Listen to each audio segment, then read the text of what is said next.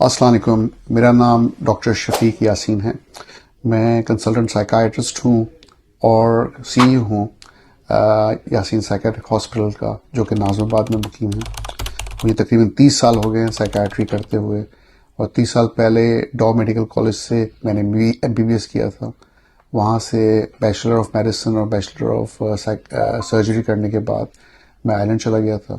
Ireland में UK में मैंने तकरीबन 8 से 10 साल गुजारे। उसके बाद ऑस्ट्रेलिया में 18 साल और 2 साल सऊदी अरेबिया में। वहाँ से वापस आके 2018 से मैं पाकिस्तान में काम कर रहा हूँ और बहुत अच्छा फील कर रहा हूँ कि अपने लोगों के लिए काम कर रहा हूँ। और मैं चाहता हूँ कि काम करता रहूँ और मुझे ये मौका मिलता रहे। जी, ये तो मेरा इंट्रोडक्शन था, और आज की वीडियो जो है मैं स्किज़ोफ्रेनिया पे बनाना चाह रहा हूँ, इसकी अवेयरनेस के हवाले से, ताकि लोगों को समझ आए कि स्किज़ोफ्रेनिया जो बीमारी है नफ्सियात की, वो एक्चुअली है क्या।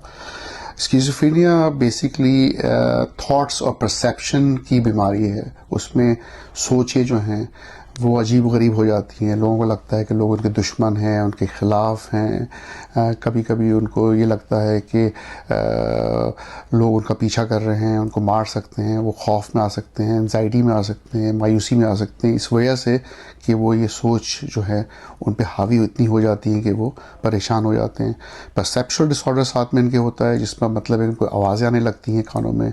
उनको ये लगता है कि लोग उनसे कांटेक्ट कर रहे हैं। हो सकता है उनको ये लगे कि जिन, भूत या इस तरह की मखलूक उनको नज़र आ रही है, उनसे बातें कर रही हैं, और वो साथ में उनकी कमांड हेलुसिनेशन हो सकती हैं। ऐसे पेशेंट्स भी हैं जिनको आवाज़ें कहती हैं कि तुम अपने आप को मार डालो या किसी और को ख़त्म कर दो। उसके साथ फिर एग्रेशन आ सकता है या सेल्फ हार्म आ सकता है कि अपने आप को नुकसान पहुंचा सकते हैं। स्किज़ोफ्रेनिया की जो कॉमन एज है वो मेल्स में 28 साल है और फीमेल्स में 32 साल। उसकी वजह है 4 साल का फ़र्क है, क्योंकि इस एस्ट्रोजन जो हार्मोन होता है फीमेल का, इट्स अ प्रोटेक्टिव हार्मोन, जिसकी वजह से स्किज़ोफ्रेनिया 4 साल डिले होता है फीमेल्स में। इसी वजह से अर्ली ऑनसेट मेल्स में होता है। वैसे तो ये बीमारी तकरीबन 100-120 लोगों में से एक को होती है, तो 0.8% जो है ना इसकी परसेंटेज है होने का रिस्क जनरल पॉपुलेशन में। लेकिन अगर फैमिली में इनहेरिट जेनेटिक्स में या फैमिली हिस्ट्री में अगर ये बीमारी है तो फिर ये परसेंटेज काफ़ी हद तक बढ़ जाती है। एक एग्जांपल है, जैसे अगर माँ को या बाप को ये बीमारी है तो 14% तक ये बीमारी बढ़ जाती है। भाई को है तो तकरीबन 10% तक, बच्चे को है तो 5% तक, सेकंड डिग्री रिलेटिव जैसे हैं, कज़न्स हैं, अंकल्स आंटी, तो 3% तक। तो जैसे जैसे फैमिली में ये बीमारी दूर होती है परसेंटेज कम हो जाती है, और फिर जनरल पॉपुलेशन में 0.8%। टाइप्स इनकी जो है तकरीबन 5 तरह की हैं। पैरानॉइड स्किज़ोफ्रेनिया एक टाइप है, जो कि जैसे मैं एक्सप्लेन कर रहा था कि उसमें इंसान बहुत पैरानॉइड हो जाता है, खौफज़दा हो जाता है, उसको लगता है कि लोग उसके ख़िलाफ़ हैं, उसके दुश्मन हैं। दूसरी टाइप जो है उसको हम कहते हैं कैटाटोनिया टाइप। उसमें बहुत वियर्ड पॉस्चर्स जो हैं वो एक इंसान बनाता है जो उसके कंट्रोल में नहीं होता, और कभी कभी मिनटों से घंटों तक उस पॉस्चर में रहता है। एक जो टाइप है, तीसरी टाइप, जिसे हम डिसऑर्गेनाइज्ड स्किज़ोफ्रेनिया कहते हैं, उसमें स्पीच बिल्कुल डिसऑर्गेनाइज हो जाती है। इस हद तक डिसऑर्गेनाइज हो जाती है कि हमें सही से समझ नहीं आती कि वो क्या बोलना चाह रहा है। बेतरतीब स्पीच होती है और समझना मुश्किल होता है। फिर एक टाइप जो है वो अनडिफ्रेंशिएटेड स्किज़ोफ्रेनिया है। उसमें ये होता है कि 2-3 तरह के टाइप्स जो हैं उसका कॉम्बिनेशन होता है। ये डिफ़िकल्ट होता है कहना कि वो एक टाइप है कि दूसरी टाइप है, वो एक ओवरलैप कर रही होती है 2-3 तरह के स्किज़ोफ्रेनिया के टाइप, तो उसे हम अनडिफ्रेंशिएटेड कहते हैं। और सबसे आखिरी टाइप जो है वो रेजिडुअल स्किज़ोफ्रेनिया है। वो जो है ना उसका प्रोग्नोसिस अच्छा नहीं है। उसका मतलब ये है कि इलाज के बाद भी कुछ हद तक स्किज़ोफ्रेनिया या उसके सिम्टम्स रह जाते हैं जो पूरी तरह से ठीक नहीं होते। उसे हम रेजिडुअल स्किज़ोफ्रेनिया कहते हैं। अच्छा, रिस्क फैक्टर्स क्या हैं, ये बहुत समझना ज़रूरी है कि सबसे बड़ा रिस्क फैक्टर जो है वो जेनेटिक्स है, जीन्स। अगर फैमिली हिस्ट्री है तो जैसे कि मैंने कहा कि पॉपुलेशन में अगर 120-100 में से एक को स्किज़ोफ्रेनिया हो रहा है तो वो बढ़ के तकरीबन 10 गुना बढ़ सकता है, 15 गुना बढ़ सकता है अगर फैमिली हिस्ट्री में स्किज़ोफ्रेनिया है तो ये एक बहुत बड़ा रिस्क फैक्टर है। दूसरा रिस्क फैक्टर स्ट्रेस। स्ट्रेस जो है 3-4 जो है वो बढ़ा देता है स्किज़ोफ्रेनिया को। ब्राउन एंड हैरिस स्टडी बहुत ही मशहूर स्टडी है, वो बहुत क्लियरली इस बात को एविडेंस बेस्ड रिसर्च के हवाले से बताती है कि ये जो ना, अगर आप स्ट्रेस में हैं तो ये 3 गुना रिस्क बढ़ रहा है स्किज़ोफ्रेनिया का।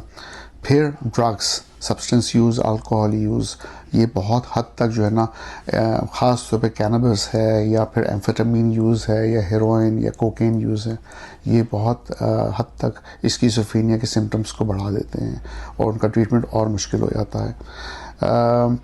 ट्रीटमेंट की ही बात जब हम कर रहे हैं तो ट्रीटमेंट जो है ना मेनली क्या है, एंटीसाइकोटिक मेडिकेशन है।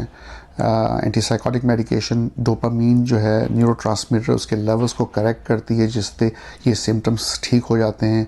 उसको ठीक होने में 3 से 6 हफ्ते एवरेज लगते हैं, कभी कभी 3 महीने से 6 महीने भी लग सकते हैं। वेरी क्यों करता है, एक वजह यह है कि अगर फैमिली में है और बीमारी जो है वो काफ़ी हद तक जड़ पकड़ चुकी है तो मुश्किल हो जाता है ट्रीट करना।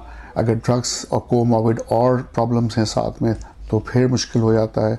अनट्रीटेड ड्यूरेशन ऑफ इलनेस जो है ना बहुत बड़ा फैक्टर है, क्योंकि जितने अरसे आपने इलाज नहीं कराया तो वो जितना अरसा डिलेज हो जाता है ट्रीटमेंट, फिर उसका ठीक होना भी ज़्यादा मुश्किल हो जाता है। इसीलिए कहते हैं कि जितनी जल्दी आप इलाज करा सकें उतना अच्छा है और उतना जल्दी ही बेहतरी भी आ जाती है। एक और प्रॉब्लम जो बहुत बड़ा प्रॉब्लम है नफ्सियात में वो ये है कि लोग दवाइयाँ लेते हैं, ठीक हो जाते हैं, लेकिन दवाइयाँ खुद छोड़ देते हैं और उसकी वजह से रिलैप्स जो है, जिसका मतलब है कि बीमारी का वापस आना बहुत कॉमन है और ये बहुत बड़ा प्रॉब्लम है। मैं आम तौर पे अपने मरीज़ों से ही कहता हूँ कि शायद प्रॉब्लम ये नहीं है कि मरीज़ को ठीक करना, पेशेंट को ठीक रखना जो है वो ज़्यादा मुश्किल हो जाता है कई दफ़ा, क्योंकि वो समझता नहीं है कि दवाई का लेना कितना ज़रूरी है ठीक हो जाने के बाद भी। तो ये है। और प्रोग्नोसिस के हवाले से, प्रोग्नोसिस का मतलब है कि फ्यूचर में क्या चांसेस हैं कि वो ठीक रहेगा या नहीं रहेगा।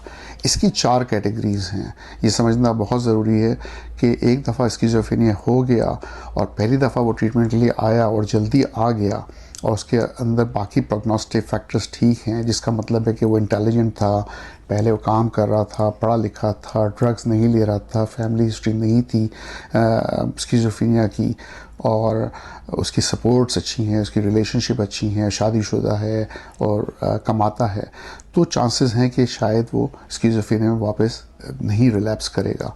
लेकिन 25% या मतलब 4 में से 1 ऐसा होता है जो ठीक हो जाता है और फिर कभी ये बीमारी वापस नहीं आती। लेकिन 75% पेशेंट्स में होता ये है कि ये बीमारी वापस आती है, कभी कभी 6 महीने बाद आती है, कभी साल बाद आती है, लेकिन वो आती है।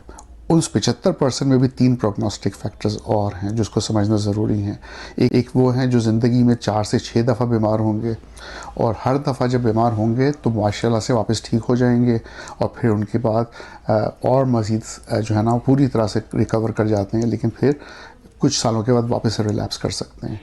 तीसरा प्रोग्नोस्टिक फैक्टर ये है कि अगर वो बीच में बीमार होते हैं और हो सकता है ज़िंदगी में 4 से 7 दफ़ा बीमार हों, लेकिन हर दफ़ा जब वो बीमार होंगे तो पिछली दफ़ा से ज़्यादा बिगड़ जाएंगे और इतने पूरी तरह से ठीक नहीं होंगे और फिर चौथी, पाँचवीं, छठी दफ़ा जाके और बिगड़ते ही चले जाएंगे। और सबसे लास्ट जो कि सिर्फ 8% होते हैं लोग जो कभी भी किसी भी दवाई से पूरी तरह से ठीक नहीं हो सकते, जिसे हम कहते हैं कि ट्रीटमेंट रेजिस्टेंट हैं, जिसे हमने 12 तरह की दवाइयाँ दे दी लेकिन वो ठीक नहीं हो सकते। इसका मतलब है कि 92% स्किज़ोफ्रेनिक पेशेंट्स ठीक हो सकते हैं दवाइयों से, साइकोथेरेपी से, फैमिली सपोर्ट से, साइको एजुकेशन से, काउंसलिंग से और इसके कॉम्बिनेशन ऑफ ट्रीटमेंट से। लेकिन जहाँ लोग ये समझते हैं कि एक दफ़ा स्किज़ोफ्रेनिया हो गया और ठीक नहीं होता, ये गलत फहमी है।